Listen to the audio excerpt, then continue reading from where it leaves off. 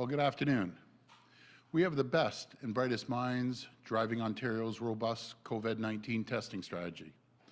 We have thousands of laboratory staff, hospital staff, pharmacy workers, all working together, all making great sacrifices to build an extremely robust testing system.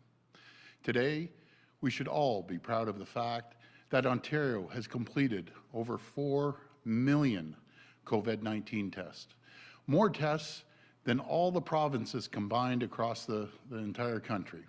That's 4 million tests delivered through our 150 assessment centers, 77 pharmacies, long-term care homes, pop-up and mobile testing units right across the province. Last Friday, we announced updated measures to help our testing centers prepare for the colder months and build capacity for the second wave. Thanks to those measures, we have eliminated the long lineups. Folks who need it can now get a test by appointment. And this gives people certainty when it comes to testing. By working around the clock, we've also been able to reduce the testing backlog by 40% since last week. We now have 77 pharmacies offering testing, and this number will continue to grow. We're going to continue to invest in testing. We invested an additional $7.7 billion in healthcare during the first wave. We've gone from 4,000 tests in early April to over 40,000 tests a day over the last week. And now we're investing another $1.3 billion for testing and contact tracing through the COVID-19 Fall Preparedness Plan. That's $710 million to expand our lab capacity, reduce backlogs, and build our testing capacity to 50,000 a day and beyond. In fact, we hit a new daily record high for testing yesterday with over 42,000 tests completed. And there's another $360 million to expand capacity in our assessment centers. My friends, this is the largest, most comprehensive COVID-19 testing plan in the entire country. And the new rapid test will be an absolute game changer. We also need everyone to download the COVID Alert app. Over 3 million Canadians have already downloaded it, which is incredible, but we can do better. It's the easiest thing you can do right now to protect yourself and help our frontline heroes. And my friends, we have to thank all the laboratory staff, the nurses, the pharmacists, the doctors, the PSWs, and everyone on the front lines. Everyone who is working around the clock to get us through this. By working together, we will get through this. Thank you, and God bless the people of Ontario. Now I'll pass it to Minister Elliott. Thank you, Premier, and good afternoon. Ontario has established a strong foundation for testing and case and contact management that allowed us to rapidly identify and contain any outbreaks. When we first started testing back in late March, our province conducted 4,000 tests per day. By working with our partners, we are now well on our way to increase testing capacity to process 50,000 daily tests by mid-October and 68,000 daily by mid-November. And last week, the province hit a new milestone and completed over 4 million COVID-19 tests since the beginning of the pandemic. This is more tests than all of the other provinces combined.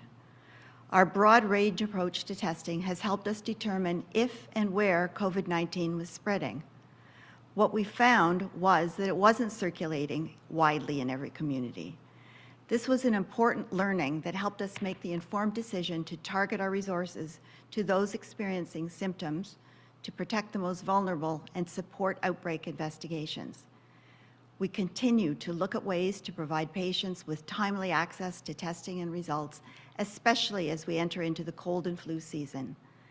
That's why we are investing $1.3 billion to enhance and expand efforts to test, trace, and isolate new cases of COVID-19 as part of our fall preparedness plan. As part of this funding, $1.07 billion will expand laboratory capacity, reduce testing backlogs, support existing assessment centers, and increase testing locations and capacity. To provide Ontarians with more access to testing and reduce testing wait times, the province expanded testing sites to participating pharmacies, with more to join in the coming weeks. To provide certainty to patients as to when they can receive a test during the cold winter months, many assessment centres across the province have introduced online booking for Ontarians to book appointments faster and at their own convenience. This will complement telephone booking that continues to be available where used. Ontario continues to expand testing options that can be used by a range of healthcare professionals. We are working with the federal government to access the recently approved Abbott ID Now point-of-care test to increase options for testing and support our pandemic response. As the Premier mentioned, we are also continuing to urge our federal partners to distribute these rapid tests as soon as possible. Testing is critical in helping to identify cases and stop the spread as we work to avoid a severe second wave. But again, ultimately, the best way to protect one another is the same advice we've been following since this outbreak began. Maintain physical distancing, wash your hands thoroughly, wear a face covering when you have to go out, and please stay home when you aren't feeling well. We are truly living in unprecedented times, but by following these simple guidelines, we can protect one another and beat COVID-19. Thank you. Okay, we'll go to the phone line for questions. Actually, Ivana, before we go to the test, I have to give a shout out to my good pal, Premier Dennis King from PEI. Folks, they sent over, when I called out for help, we had the premiers call me, and Premier King spoke to yesterday, and he said, Doug, we're sending you 2,000 kits, which equals 8,000 tests. Now, this is a province with 157,000 people, helping a province of 14.5 million people. I just want to tell the people from PEI, I absolutely love you folks, and I promise you one thing, when we get through this, I'm going to be out to PEI and thank you, because I also remember at the beginning of this, you sent a whole tractor trailer full of meals to Ontario. And this is what I mean about showing the great Canadian spirit and working together, sticking together. And not only Premier King called, Premier McNeil from Nova Scotia, Premier Fury from Newfoundland and Labrador, and of course my good pal Blaine Higgs from New Brunswick. You just gotta love these coasters. They're the type of people, you know, in a crisis, you knock on their door without even knowing them. They'd invite you in. You'd be sitting there having dinner with them, and they'd give their shirts off their back. So, Premier King, and to all the folks at PEI, I love you. I will be there, and we're going to have the best Ford Fest barbecue PEI's ever seen when I get out there. And this is just amazing. I'm getting chills talking about this. This is incredible. So thank you so much, and the people from Ontario, thank you as well.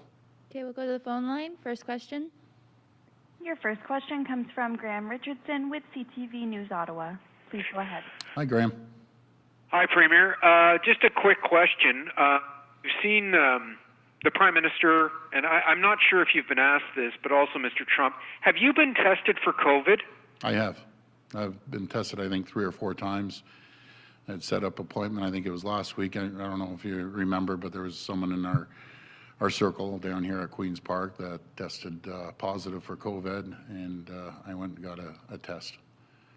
Okay. Yesterday you talked about the positive things that were happening in schools. Mm-hmm. We're hearing a lot from our audience about confusion overall about what parents should do. It's okay to go to a club as long as there's 99 people there until midnight or till 11, whatever the rule is, but don't go visit your grandparents. Stay with your family, but you can go out for dinner for as long as there's only 6 people. What do you say to people who are just flat out confused, and they don't know what to do, and they're trying to do the right thing, and they're very, very worried about where Ontario is going, because it feels like things are getting worse and it's not working. We hear that all the time. Mm-hmm. Well, I'll be very frank. I'm hearing the total opposite. We're flattening the curve. We're putting the protocols in, and I'm just going to compare restaurants to going over and seeing your loved ones. And this is going to be about as clear as I can be for Thanksgiving. You know, what we're asking, try to stay within the family. If you're going over, and I understand there's a lot of single people out there, if they have a family they're close to, please wear a mask, keep social distance. And regarding restaurants, that's like apples and bananas. When you go into a restaurant, they're taking everyone's name. You have 6 at a table. They have dividers. They have protocols in place. And the rest of the people in the restaurant, you don't know. That's the difference. At a family, you know the people. Please, it's very simple. There's rules and there's guidelines. The rules are very clear. 10 indoors, 25 outdoors. I would really, really discourage people from having 25 people, even if it's outdoors. Stick within 10 people. And folks, we went through so much together.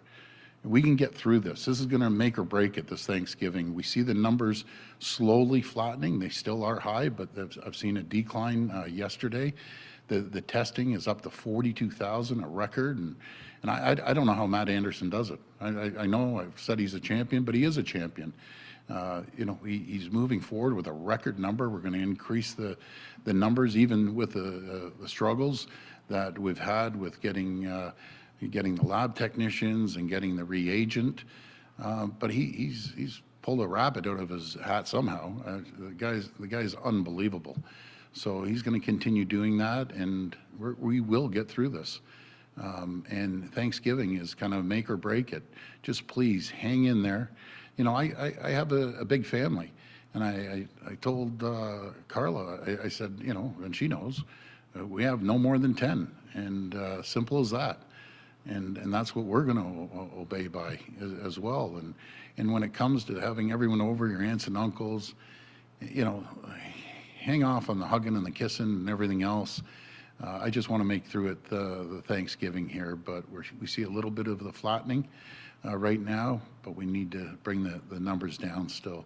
So that's about as clear as I can be on that. So there shouldn't be any confusion. Next question. Your next question comes from Cynthia Mulligan with City News. Please go ahead. Hi, Cynthia. Hi there, Premier. Hi.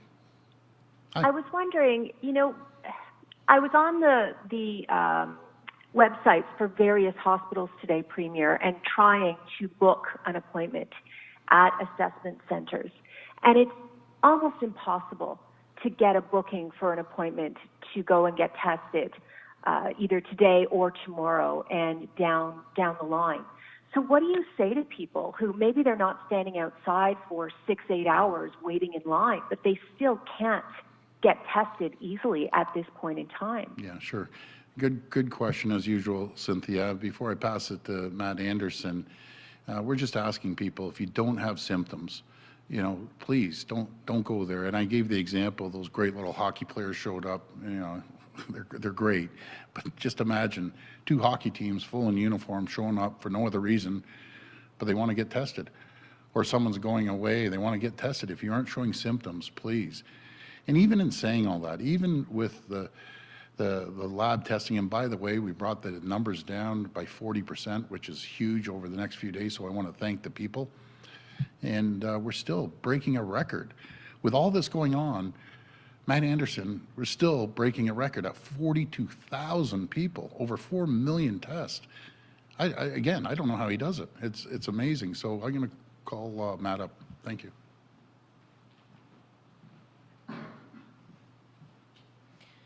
Thank you, Premier, and thank you, Cynthia, for the question. And just to clarify, Matt Anderson doesn't do it. It is a whole crew of people all across this province, with particularly our lab team that does it. The Premier calls me, and I'm the face of it, but both the Premier know and I know that it's a huge team effort all across this province of amazing people who are working incredibly hard to deliver on those timeframes. With respect to your question, Cynthia, I think what I'll do is maybe back up a little bit and repeat a little bit from our health minister back on Friday as we talked about the shift from walk-in to appointment only moving forward. First off, the key thing here is about safety. And the health minister was very clear on this point, and this is something that she speaks to me about regularly, is ensuring the safety of everyone and having people who have both symptoms and not symptoms outside as the weather gets worse not a safe environment. And so strong encouragement from our health minister to ensure a safe environment for everyone, particularly when they're going to get tested. In terms of being able to access a test, we'll work with the hospitals. Certainly in Toronto was our biggest shift. Many of the jurisdictions outside of Toronto were already largely or on their way to doing appointment-based testing. So we'll work with our hospitals, and we'll talk a little bit about that for a moment, in that one of the big goals that we have as well, secondary to safety for sure, but a goal nonetheless, is to make sure that we are providing enough testing capacity in the right places. And one of our challenges when we think about the walk-in scenario that we had before is that if a hospital or an assessment center was to increase their testing on that day and we didn't know about it, then you could see a few hundred or maybe even a few thousand more tests going down to a lab, that lab not knowing that those tests were coming, and then having to shift those tests to a different lab. In that kind of model, from a turnaround time perspective, we could lose a day or even 2 days trying to move those tests around. In the model that we have now of appointment-based testing, we can be a lot more deliberate. If there are hospitals and assessment centers out there who are seeing that their wait time for specimen collection is extending out into multiple days, we can work with them to proactively identify how many more spots do we need, and most importantly, when we bring those spots online, where are those tests going to go, so we can actually get the benefit coming out the other side. One other quick comment that I'll make, Cynthia, and sorry for the long answer. Also, one of our goals is to improve turnaround time. So not so much when, the time to get your specimen collected, but more importantly, when are you getting the result?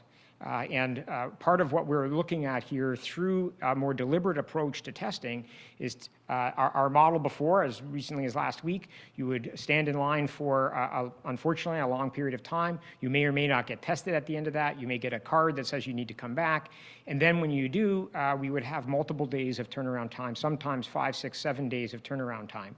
Our goal here is to be more deliberate. If you are waiting up front a little bit longer to get the specimen collection, but are we gaining the time on the other side, trying to get that turnaround time down so you're getting that result faster. That's our goal in the back end. Of course, the front end, as our health minister said, is about safety and convenience for people. Thank you. Follow-up? Thank you. And Premier, my next question is for you. Yesterday, the Associate Medical Officer of Health said she recommended people stick only to their immediate family for Thanksgiving dinner. You just a few minutes ago said stick to the limit of 10 people. That is mixed messaging, is it not? And it's confusing people out there. So which one is it? Because, I live in a small home with under 10, but you're saying I could have 10. If you play, sorry, Cynthia, but if you... Only the people I live with. So if you play it back, I said stick within your household. Your household, that's what I said. So that's what I believe in. Let's just get through this. I'm going to pass it over to Dr. Yaffe, but the message is clear. Stay within your household when possible. And I say when possible, if you have one person lives by themselves and they have a small social group that they've been with, that they can't be left alone. But again, stick within your household. That's what I'm saying.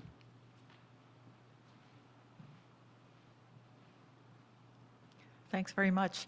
The bottom line is COVID is spread person to person. So what you should do is think about every interaction you have with any other person and minimize interactions with people you don't know. And if you're not sure you can maintain the 6-foot or 2-meter distance, you should wear a mask. So that's the principle in every measure. So for Thanksgiving, we are recommending that you limit it this year to your household. And if your household is just one person, that person can join another household. So in my example, I have a son who lives alone. He'll be very embarrassed I'm mentioning this. And he will be joining us. But, that is to maintain some mental and social well-being for people. But yes, 10 is the max for indoors, but that doesn't mean you should go to 10. We are hoping people will stay with their household. And that is the best thing to do for this year for Thanksgiving. Next question. Your next question comes from Haley Cooper with News Talk 1010. Please go ahead. Hi, Haley. Thank you. Hi, Premier. We wanted to ask you, yesterday you gave an impassioned response and again today during question period, about restaurant and bar owners who likely wouldn't survive a second shutdown. And you spoke about the bad actors flouting the rules and that it's not the entire sector. So if that's the case, why not implement a kind of secret shopper plan of action on these places and crack down with huge fines? Because when the pandemic hit, you set up that snitch line for price gougers, and that seemed to work. So why not implement a snitch line or fan out these secret shoppers to catch these bad actors so you don't have to shut down an entire sector? Well, Elliot, first of all, I like the idea, and but in saying that, the vast majority of these restaurant owners, they're following the protocols, and by the way, we've enhanced the inspections. I've talked to the Minister of Labour. He's going to go after the very small group of bad actors per se, and I think the people that go to these restaurants can pick it off in a second, but the vast majority of them are just working their backs off. And as I said yesterday, these are people that have thrown everything they have and they own into these little family-run restaurants, and I just can't without seeing evidence, hardcore evidence, and people that sit on the table, the health table.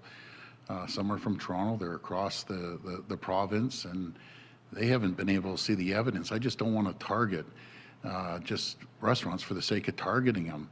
You know, I had a good conversation with Mayor Crombie, Mayor Brown, and Mayor Watson, and they're all in 100% agreement with what how we're moving forward. We have to protect these people. I'm glad to see the numbers in Toronto have gone down again to 200, and you can't put people out of work. Tens of thousands of people destroy their lives, just like bang, that quickly, just bang, they're done. I can't do that. I just can't. What we can do together, we can continue to implement guidelines, which we did. 6 to a table. Everyone has their contact information. We're closing the restaurants at last call at 11 o'clock. We've closed down the strip clubs. We've made sure the bars aren't open till 3 in the morning. But these restaurants are amazing people. This is their livelihood. And you go into any restaurant, you see all the guidelines they've put in place, from social distancing to hand sanitizers. Everyone's wearing a mask. These people are just struggling to stay alive. And I think all of us know a restaurant owner that is holding on by their fingernails. Do you know, I'm gonna go back. Does everyone remember when at the beginning of this pandemic, we had some naysayers, and I understand there's always going to be naysayers from other political parties saying, close down the construction industry, close them down, it's a disaster. Well, we ramped up the inspections, we went after the bad actors, we worked with the frontline labor unions in construction, which I absolutely love these folks. We worked with the companies that were building the towers and so on and so forth. And we saved 500,000 jobs on construction. And there was a handful of cases right across the country because we all worked together. Just imagine the disaster it would have been if we closed the construction trade, 500,000 people out of work, all the people that were waiting for their homes that couldn't get into their homes.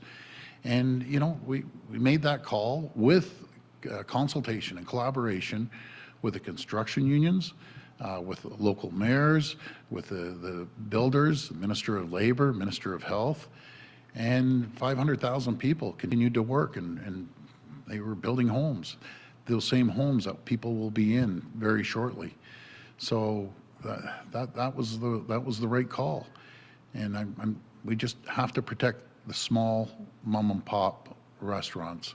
There's tens of thousands of people that work for these small businesses too, and I'm not about to see someone lose their livelihood and just destroy. When I say destroy their lives. They may own a home, they may lose their home. They may lose their condo. They may lose everything they have over one decision without seeing proper evidence, data-based evidence. That's all I'm asking for. And right now, I haven't seen it. So that's where we're at. Follow-up? And my follow-up is a question for you, Premier, as well as Minister Elliott, and it's regarding these private clinics that are charging for COVID tests. The Ministry of Health said yesterday in an emailed statement to our newsroom that it is not permitted and that Ontario Health has been directed to not supply swabs to any practice charging for tests. So on September 22nd, Premier, you were asked about these clinics charging for these tests and said it's a free market, but encourage people to go to provincial assessment centers. So has that viewpoint of it being a free market changed for you? And my question for Minister Elliott is, what if a practice gets their own swabs? Will they be permitted to stay open and still provide these tests for a fee, or will the province move in and shut these down? Well, I'm going to pass this over to first the minister and then over to Matt Anderson on this one. Thank you. Well, it's really important that Ontario Health not be providing swabs to private companies that are going to then charge hundreds of dollars for people to have a test when they can receive a test at no cost to themselves. And we are making those tests more accessible and available by having people make appointments and by increasing our testing and lab capabilities. So we really want to make sure that all of the swabs that Ontario Health receives are used for those public health purposes for the people of Ontario. And if they are able to obtain their own swabs, their own testing capability, fine, but I would rather focus our attention on the public capabilities and making sure that we can provide tests to all of the people of Ontario that need them. The other variable here is that some companies are providing testing for their employees at no cost to them, and the public companies are buying their own swabs and have their own arrangements for testing.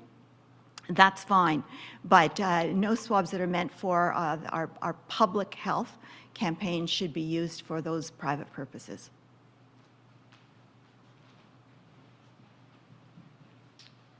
Great, thank you, and thank you for the question. The only things that I would add is that for sure, when we look at where our swabs are going, we want them to support the public infrastructure. One of the things also to bear in mind is for some folks, I understand that they may have trouble even with our online scheduling. We do have other options that can be arranged. We do have, in the East, we had a program with our paramedics where they would go to a home to do home swabbing if there was somebody who is not able to do it. And of course, in our vulnerable communities, we still do our mobile testing. So we still want to focus on those things to ensure that everybody gets access. The only other comment that I would add is that we also need to be careful on this notion of where is the test being processed. So when we think about someone charging and that it's a private enterprise, in some instances where it is well organized and fully with the support of the Ministry of Health and with Ontario Health, businesses are using other parts of our network to do the lab testing. That is not always the case. Some are charging and then they're sending the swabs to our labs to be tested, in which case now that is taking away from our public network. So we fully support the perspective of the Ministry of Health and doing everything we can to implement it. Thank you. Next question. Your next question comes from Mike Crawley with CBC News. Please go ahead. Hi, Mike. Hi, Premier Ford. We've seen this data that shows more than a positivity rate of more than 10%. In certain neighborhoods in Toronto. That's an alarmingly high positivity rate, and these are neighborhoods in which there's a large number of people on low incomes and people of color, and at least one of the neighborhoods is right in your riding. That's right. Have you seen this data, and what should be done to address this issue? Well, I did see the data probably about a couple hours ago. They showed me the data, and you're 100% correct. It's in the certain areas, and one being in my area. And that's where we have to focus on. We go out there, we put the mobile testing units up, we get more advertising within those communities, and no matter if it's the mainstream media or if it's the ethnic media, we're still pumping millions and millions of dollars to educate the people. But I'd like to hand that over to Dr. Yaffe, if I could.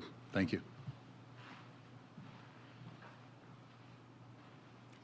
I haven't actually seen the data myself. I've read the article in the paper. that is very concerning.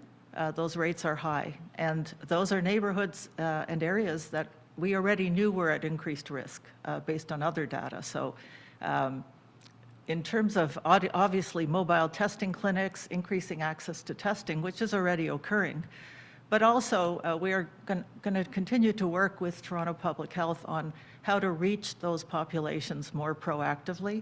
And in addition to all the education, social marketing, and so on, and working with the ethnic media, I think the case follow-up there has to be prioritized.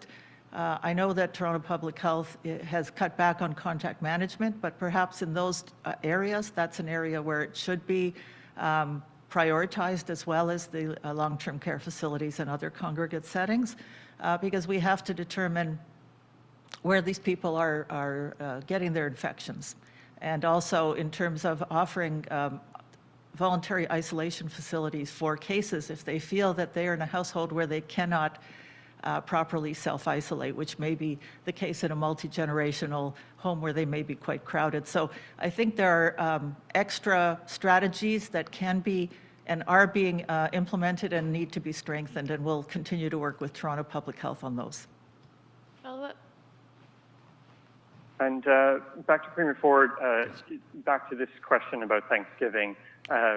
With respect, sir, I think your answers to the questions from two different reporters were slightly different. So could you clarify, how many people are you going to have over for Thanksgiving? Are you going to have anybody who does not live with you over for Thanksgiving dinner? No, so can I confirm that when I call you back, or I'll call you back this afternoon? To be very frank, I don't get even a chance to even talk to my family. I'm here at my office till midnight, but I'll find out the arrangements. All I know is not going to be more than 10. It'll be within our household, and that's what I've been telling everyone. We have to just stay in within our households. It's about as clear as anything. As I said the other day, just tighten it up. Stay within your households. We can get through this. We can get through this Thanksgiving. I know it might be tough on some people, but we will get through this. Okay, this will be last question. Your final question comes from Ryan Tamilty with National Post. Please go ahead. Yeah, Premier, you've talked about this a little bit before, but I understand that getting reagent for the Roche testing machines has been a particular challenge for the province. Mm-hmm. I understand the federal government has a fair supply of more generic reagent. I'm wondering if you've looked at using that, if you have any concerns about having the proprietary system with Roche? Yeah. Before I hand it to Matt Anderson, I did have a conversation, probably numerous conversations with Ronnie Miller, the CEO of Roche. I know the Deputy Prime Minister had reached out to the overall CEO worldwide in Germany there. There's a worldwide shortage of reagent, and I'm going to pass it over to Matt because he can explain it a lot better than I can.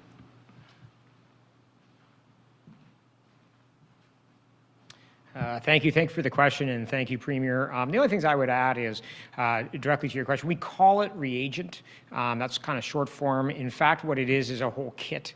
It is proprietary to these particular machines. These machines are world-class machines. They're excellent. The challenge, of course, is that everybody knows that they're world-class machines, hence why we are now in a global shortage for the entire kit, not just the reagent. So we can't actually substitute it. I can confirm the Premier has gotten me on the call with the head of Roche, I believe on a Saturday. I believe again on a Sunday. He absolutely is seized of this. I'm doing everything we can to see if we can get more supply into Canada and into Ontario. And that's sort of where we're at. We're not able to sort of replace this proprietary kit. Thank you. Follow-up? Yeah, I mean, I'm wondering too, though, are you considering going with other testing machines that aren't Roche, so that you could use some of this generic reagent that the federal government seems to have in ample supply? Great. Thank you very much for the question. So short answer is yes. In fact, we've been looking to diversify the equipment that is on our network. We have a little over 120 different analyzers and machines on our network currently.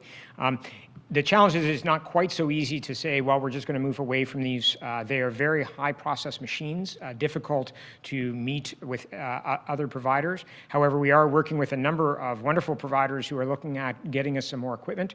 In fact, we're close to bringing on some more equipment from a different vendor, probably in the next 4 weeks or so, 4 to 6 weeks, which would bring with it the capabilities in around 25,000 additional tests per day. So we do look at diversifying. I would also add, for any of you who have ever worked with a computer system before, as you've heard, all of our team members in the labs are working 24/7 to bring this thing to increase capacity and to keep the flow. Difficult at that time to start to swap out pieces of equipment. Even adding pieces of equipment, you recognize that training would be involved in other things. So while we're absolutely committed to doing that, committed to diversification, and committed to bring on more capacity, there are some just practical challenges to bringing that on side that we're working through today. Thank you. Thank you, everyone. Thanks, everyone.